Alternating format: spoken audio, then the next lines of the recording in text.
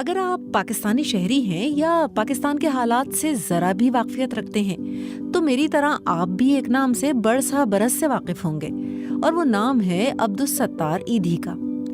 بچپن میں جب میں کراچی کے مختلف حصوں میں موجود ایدھی ہوم اور اس کے سامنے ایک جھولا لگا ہوا دیکھتی تھی تو یہ خیال ذہن میں آتا تھا کہ ان میں رہنے والے بچے اپنے اماں ابا کے بغیر کچھ بھی کیسے سیکھ سکتے ہیں، اور اس سوال کا جواب مجھے ملا انہی بے شمار بچوں میں سے کچھ بچوں سے مل کر، جن کے والد تھے ایدھی بابا، جنہوں نے ان بے گھر اور یتیم بچوں کو باپ کی بھرپور شفقت کے ساتھ ساتھ ان کو ان کی پہچان بھی دی تھی۔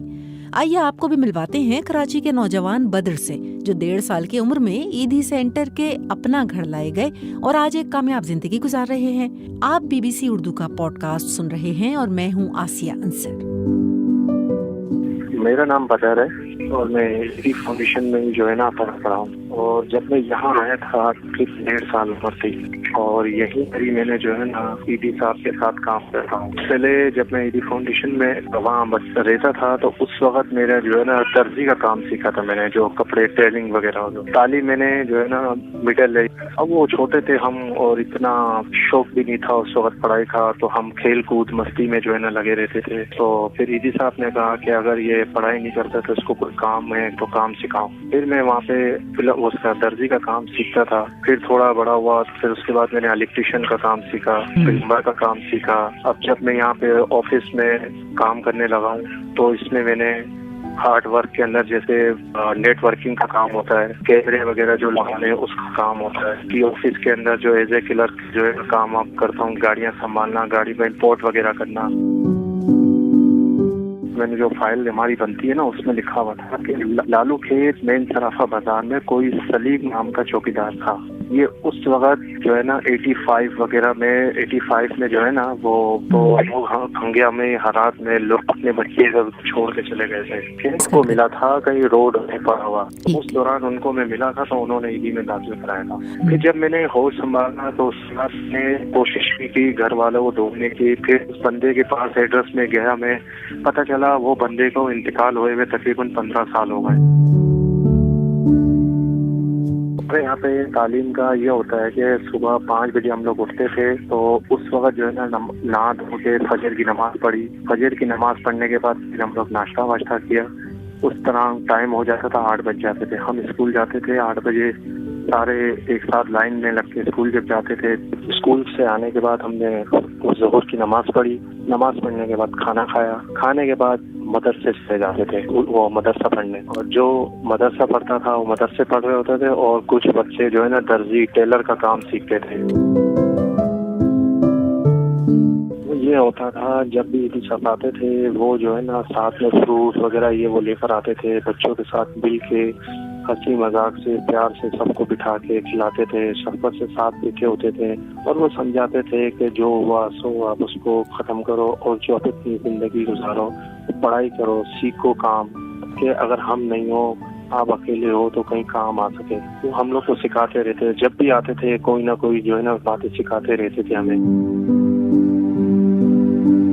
ماشاءاللہ سے ایدھی صاحب کے آیات پہ جو ہے نا شادی ہوئی، ماشاءاللہ سے 4 بچے ہیں۔ اب جو ہے نا ایدھی میں ہی ایز اے کا کام کرتا ہوں فیصل بھائی کے ساتھ۔ فیصل بھائی نے بھی ہمیں بہت کوشش کی کہ ہم پڑھے لکھے، میٹرک کرے۔ اب ہم چھوٹے تھے، ہنسی مذاق کھیل کود مستی مذاق میں لگے رہتے تھے، تو اس لیے ہم نے ان کی باتوں بھی درگزر کیا تھا۔ ایدھی صاحب کی سرپرستی میں شادی ہوئی، فیصل ایدھی صاحب اور ایدھی صاحب یہ سب موجود تھے، بلکہ ایدھی صاحبہ بھی تھی، ان کی سرپرستی میں شادی ہوئی۔ انہوں نے جب میرے کو بولا تو میں نے بولا کوئی بات نہیں، اگر آپ کے ہوتے ہوئے یا ہو سکتا ہے تو کرا دیں۔ بہت سے رشتے جو ہے نا باہر سے آتے ہیں کہ بھائی ہم آپ کے ادارے میں شادی کرنا چاہتے ہیں، آپ کے یہاں سے لڑکی، تو ہم فیصل بھائی اور بلکس ممی ایدھی صاحب ہوتے تھے، تب ایدھی صاحب بھی جو ہے نا پہلے تحقیقات کرتے تھے، معلومات کرتے تھے کہ لڑکے والے اچھے ہیں نہیں ہیں۔ سب سے اہم مسئلہ یہ ہوتا ہے اگر لڑکی بھی ادارے کی ہو اور لڑکا بھی ادارے کا ہو تو دونوں میں یہ ہوگا کہ ان کے آگے پیچھے کوئی نہیں ہوتا، یہ لوگ اکیلے گھر پہ ہوتے ہیں۔ اللہ نہ کرے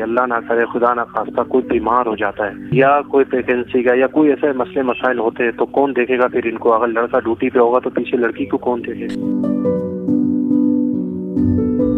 شناختی کارڈ پہ یہ مسئلہ تھا کہ انہوں نے یہ جب ہم شناختی کارڈ بنانے گئے तो ये तरह तरह के सवाल कर रहे थे, माँ का शनाख्ती कार्ड लाओ, बाप का लाओ, दादा का लाओ। ये मैंने बोला कि भाई हमारे पास तो ऐसा कुछ भी नहीं है। फिर ईदी साहब ने कहीं नादरा के बड़ों से या किसी से बात की, अब क्या बात हुई ये हमें नहीं पता। फिर जब ईदी साहब ने फिर हमें लेटर बना के दिया, फिर हम नादरा के यहाँ गए और वहाँ पे शनाख्ती कार्ड बनाया, तो उन्होंने फिर मेरे बाप की जगह पे अब्दुल्ला लिख दिया, यानी अल्लाह का बंदा। फिर मेरा शनाख्ती कार्ड बना था।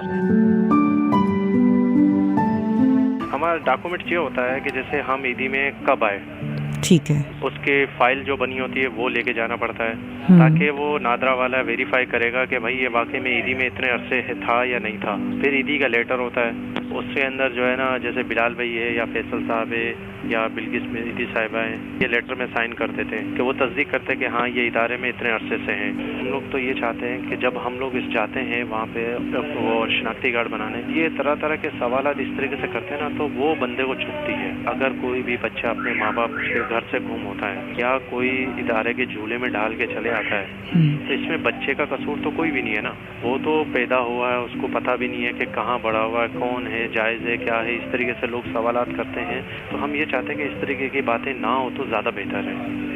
इसके अंदर क्या होता है कि अगर मिसाल के तौर पे बहुत से लोग रिश्ता दे देते, फिर मालूमात करते हैं तो पता चलता है इस तरीके से, तो वो रिश्ते तोड़ देते।